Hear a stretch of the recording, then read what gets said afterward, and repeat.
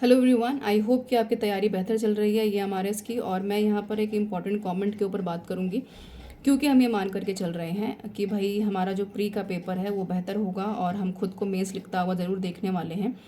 तो अब क्योंकि मेंस लिखता हुआ देखना चाहते हैं तो भाई एग्जामिनेशन जब क्वालिफाई करते हैं तो आपके हार्ड वर्किंग के साथ साथ मोटिवेशन और मैनिफेस्टेशन, ये दो तीन चीज़ें बड़ी इंपॉर्टेंट होती हैं। बच्चों के कमेंट थे यहाँ पर मेंस वाले पेपर को लेकर के, कैसे नोट्स जो लिखने हैं आपको पेपर में और किन किन बातों का ध्यान रखना होगा। तो डिस्क्रिप्टिव वाले पार्ट के ऊपर बात कर लेते हैं। देखिए, जब आप अपना ईएमआरएस का सिलेबस देखेंगे ना, तो जो आपका मेंस वाला पेपर है उसको इन्होंने दो सेक्शंस में डिवाइड किया है। 40-60 का रेशियो रखा है मार्क्स के मामले में। 40 मार्क्स आपके एमसीक्यू बेस्ड हैं और 60 नंबर का ये डिस्क्रिप्टिव आपसे पूछ रहे हैं लिखित पेपर। एक सवाल 15 नंबर का है। जो सवाल आपने पूछे हैं उसको देख लेते हैं। सवाल कैसे आएंगे आपको, देखिए सवाल कैसे आएंगे, बिल्कुल जिस विषय में आपने अपना सब्जेक्ट भरा होगा, जिस विषय में आपने अपना फॉर्म भरा होगा उसी विषय से जुड़े हुए सवाल आपसे पूछे जाएंगे।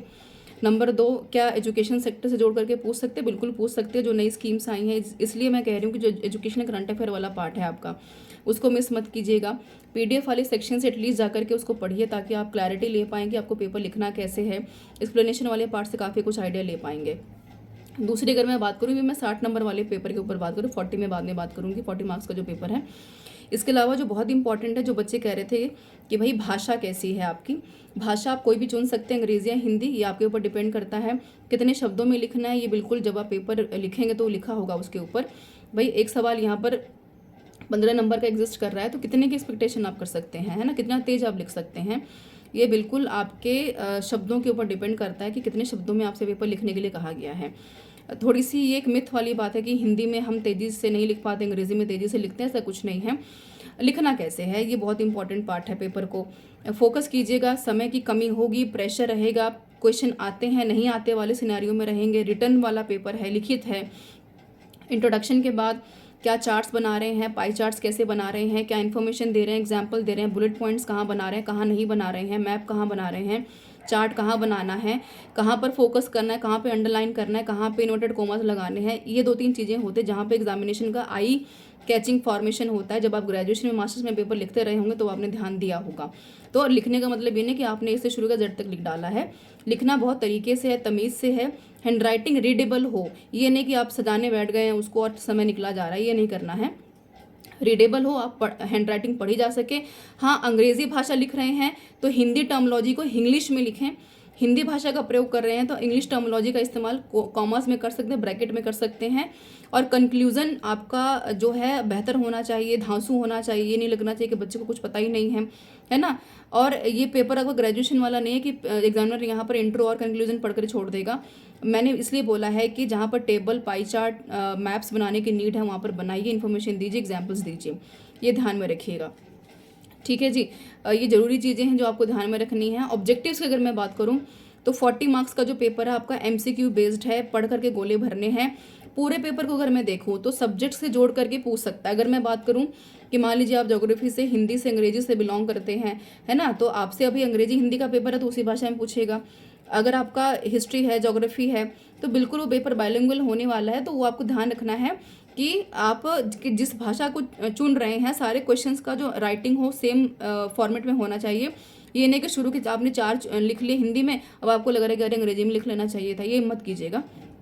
दूसरी सबसे अहम बात यहाँ पर है कि बिल्कुल मान लीजिए अगर आप हिस्ट्री से, ज्योग्राफी से पेपर भरते हैं तो वो पेपर बिल्कुल जोड़ करके पूछ सकते हैं कि इतिहास में को किस तरीके से जो टीचर है इंटरेस्टिंग बना सकता है क्लासरूम में, क्या क्या आयाम हैं, क्या यहाँ पर न्यू इनोवेशंस लेकर के किए जा सकते हैं, क्या गवर्नमेंट कर रही है ना, आर्कियोलॉजी कैसे काम करती है, या फिर किस तरीके से जो आर्किटेक्ट अभी हिंदुस्तान में काम कर रहा है उसका क्या क्या सिनेरियो है।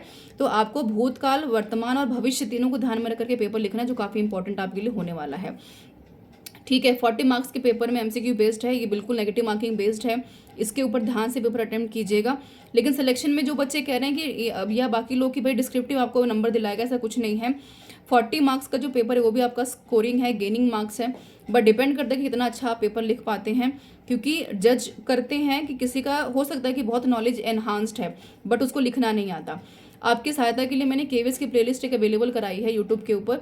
वहाँ पर 108 वीडियोस अवेलेबल है जहाँ पर मैंने इंटरव्यू से लेकर के रिटर्न पेपर के ऊपर डिस्कस किया है। और आप क्या कर सकते हैं तो उसको आप देखिए। यूपी पीसीएस के लेकर के।